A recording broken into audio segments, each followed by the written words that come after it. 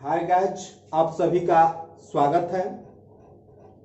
आज हम रस के कितने प्रकार होते हैं और उसके अस्थाई भाव क्या होते हैं इस पे डिस्कस करेंगे। ओके, तो शार्ट में हम देखेंगे कि पहले रसों की संख्या 9 होती थी, बाद में ये संख्या बढ़ करके 11 हो गई है। टोटल हमारे पास महत्वपूर्ण जो मेन रस हैं वो 9 प्रकार के होते हैं, 9 रस बोला जाता है। लेकिन 2 प्रकार के और रस तो सूरदास जी के द्वारा दिए गए हैं जिसको शामिल किया गया है, तो टोटल 11 रस होंगे। बहुत शार्ट में हम इसको देखते हैं, रस और इसके अस्थाई भाव। रस आपके क्या हैं, कौन कौन से रस के क्या अस्थाई भाव होते हैं, बस आज हम इसी टॉपिक को इसमें देखेंगे। एक्चुअल में काव्य में रस का बहुत ही महत्वपूर्ण स्थान होता है, जिस तरीके से शरीर में आत्मा का होता है। बिना आत्मा का ये शरीर बेकार है। आत्मा रहता है तो हम लोग अपने एक्टिविटीज करते हैं, उसको अच्छी तरीके से करते हैं, सिस्टमेटिक तरीके से करते हैं।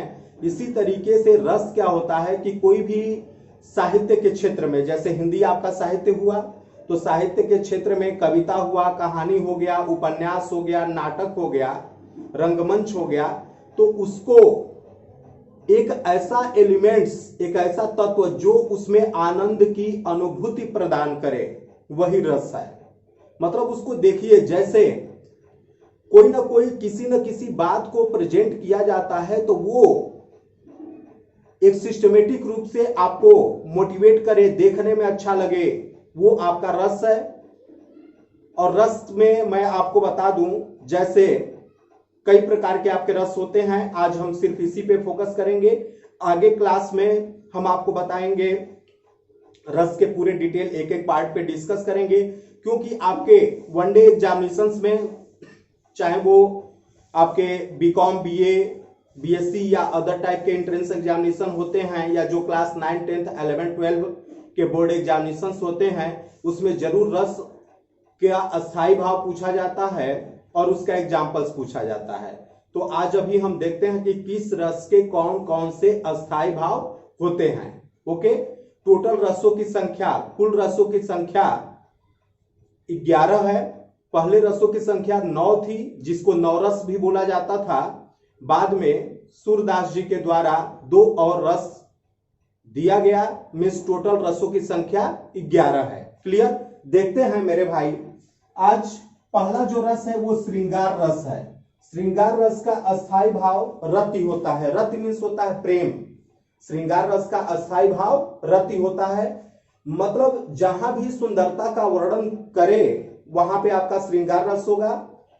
इसका डिफिनेशन अगर एक लाइन में देखें तो जब विभाव, अनुभाव और संचारी भाव के संयोग से रति नामक अस्थाई भाव उत्पन्न होता है, वहां श्रृंगार रस होता है। जैसे किलकत कान घुटुरवन आवत, कृष्ण भगवान जी किलकारी मारते हुए घुटने के बल आते हैं, तो उनकी सुंदरता, उनकी जो छवि जो है दिखाई देती है, वो आपके श्रृंगार रस में शामिल किया जाएगा।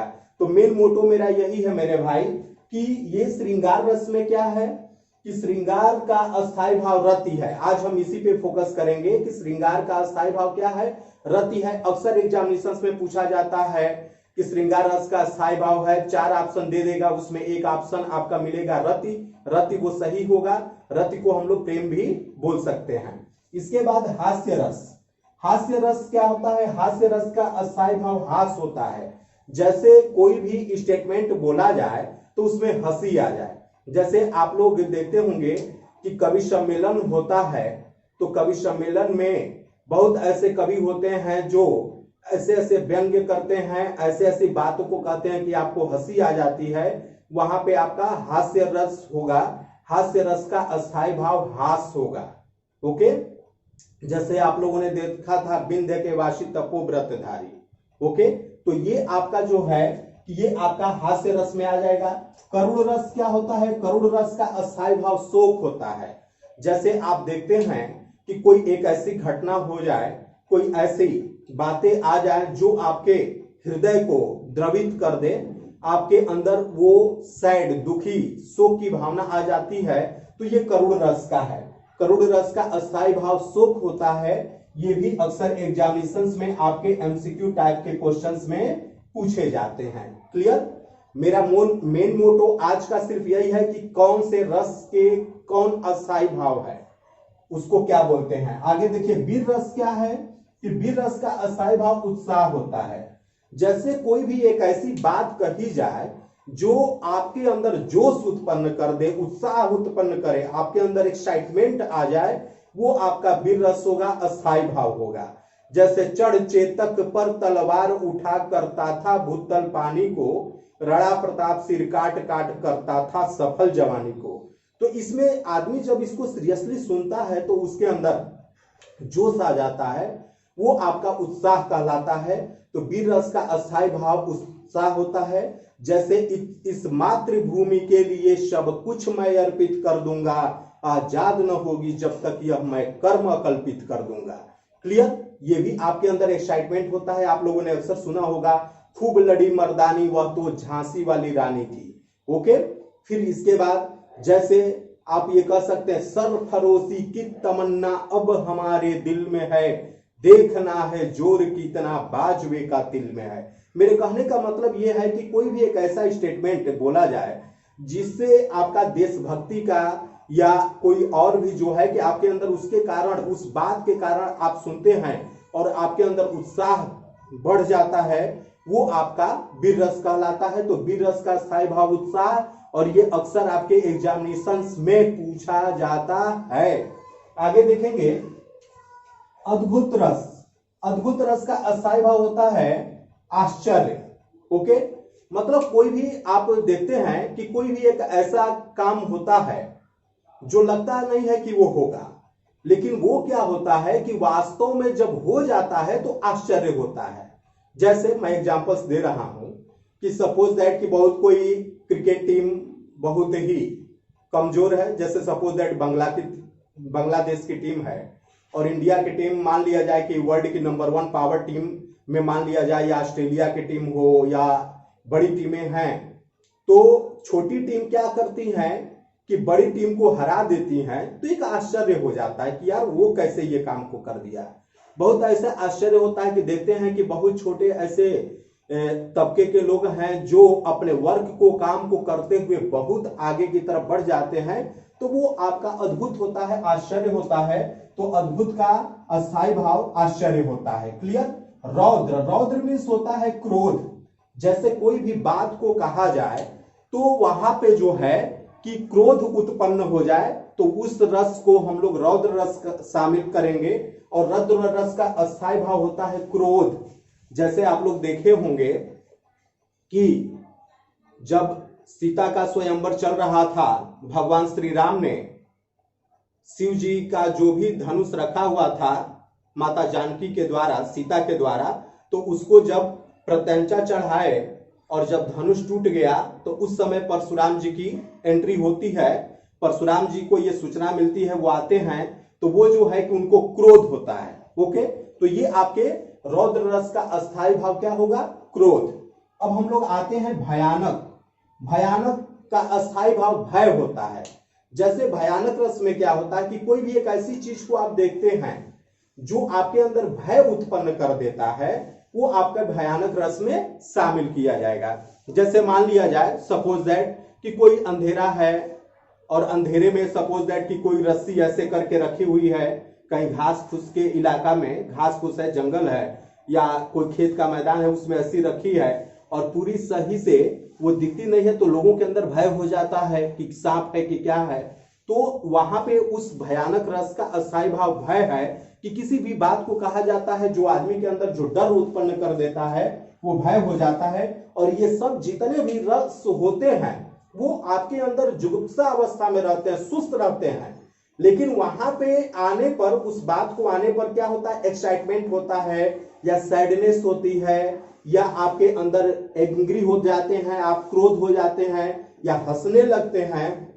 ये सब के सब जितने भी चीजें हैं वो आपके अंदर सुस्त अवस्था में रहती है। कोई आदमी कॉमेडी कर देता है, तुरंत आपको हंसी आ जाती है। कोई आदमी को दुख आप देखते हैं और आपके अंदर से आंख से आंसू गिरने लगता है। कोई भी बात ऐसी होती है, अंधेरे में रहती है, आप जाते हैं, एकाएक डर जाते हैं। तो ये आपके अंदर ही समाहित रहती है। लेकिन वो सिचुएशन के अकॉर्डिंग, वो वक्तव्य के अकॉर्डिंग आपके सामने प्रकट होती है। क्लियर। अब देखेंगे यहाँ पे विभत्स रस इसका होता है ग्लानि या जुगुप्सा। विभत्स रस का अस्थाई भाव ये ग्लानि होती है या जुगुप्सा होती है। जैसे कोई आदमी काम को कर देता है और उसको कभी कभार अपने आप ही देख करके कहता है कि भैया हमको ये काम नहीं करना चाहिए, तो वो आपके विभत्स रस में शामिल किया जाएगा, जिसको ग्लानि या जुगुप्सा कहते हैं। इसके बाद आता है शांत रस। शांत रस का अस्थाई भाव निर्वेद होता है। शांत रस का अस्थाई भाव क्या होता है? निर्वेद होता है। क्लियर। जैसे कोई भी आदमी एकदम शांत पड़ा हुआ है, उसमें अंदर बहुत ज्यादा मूवमेंट नहीं है, वो किसी बात को लेकर के सोच रहा है, बहुत ज्यादा वो दुखी भी नहीं है, वो शांत स्वभाव का है। जैसे कभी कभार आप लोग देखते होंगे कि समुद्र के किनारे, नदियों के किनारे कुछ लोग क्या करते हैं, शांति मुद्रा में बैठे रहते हैं, कुछ लोग अपना शांत होकर के पूजा पाठ करते हैं, तो उसका जो आपका ये अस्थाई भाव हुआ वो निर्वेद कहलाएगा। इसके बाद होता है वात्सल्य भाव। वात्सल्य रस में आपका जो है कि इसका अस्थाई भाव वत्सलता होती है। वत्सलता, प्रेम जागृत होता है, अंदर से अंदरूनी प्रेम जागृत होता है, तो ये आपके वत्सलता, आप वात्सल्य रस का अस्थाई भाव वत्सलता समझेंगे। और इसके बाद मेरा भाई ये 11वां जो रस है वो भक्ति रस, इसको हम लोग देव विषयक रस भी बोलते हैं। देव विषयक, ये विषयक है, देव विषयक रसी। देव विषयक रस को हम लोग क्या करते हैं कि ये जो भक्ति रस है इसका स्थायी भाव देव विषयक रति है। रति मीन्स प्रेम या अनुराग भी बोला जाता है। क्लियर। या इसको भगवत विषयक रति भी संज्ञा दी गई है। क्लियर। तो इस तरीके से मैं आपको बता दूं कि अक्सर जो एग्जामिनेशंस में पूछे जाते हैं, वनडे एग्जामिनेशंस में, तो इसमें से कोई भी पूछा जा सकता है जो आपके सिलेबस के अकॉर्डिंग हो। लेकिन मेरे भाई ये श्रृंगार रस, हास्य रस, करुण रस, वीर रस, रौद्र रस और ये शांत रस, ये अक्सर आपके एग्जामिनेशंस में पूछे जाते हैं। क्लियर। अक्सर आप कहीं के भी एंट्रेंस एग्जामिनेशन में आप अपीयर होते हैं, बैठते हैं, देखते हैं, तो ये जो है कि पूरे के पूरे इसमें से कोई ना कोई पूछा जाता है। अभी हम लोगों ने देखा, आज मेन टॉपिक यही था कि कौन कौन से रस थे और इसके अस्थाई भाव क्या है। क्लियर। तो ये टॉपिक आज मेरा कंप्लीट हो गया। इससे आपके जरूर एग्जामिनेशंस में क्वेश्चन बनते हैं, 100% बनते हैं। क्लियर। अब हम लोग अगले क्लास में एक एक रस, उसके काइंड्स पे डिटेल से चर्चा करेंगे। ओके। आप लोग जरूर इसको तैयार कर लेंगे, नोट कर लेंगे। Thank you.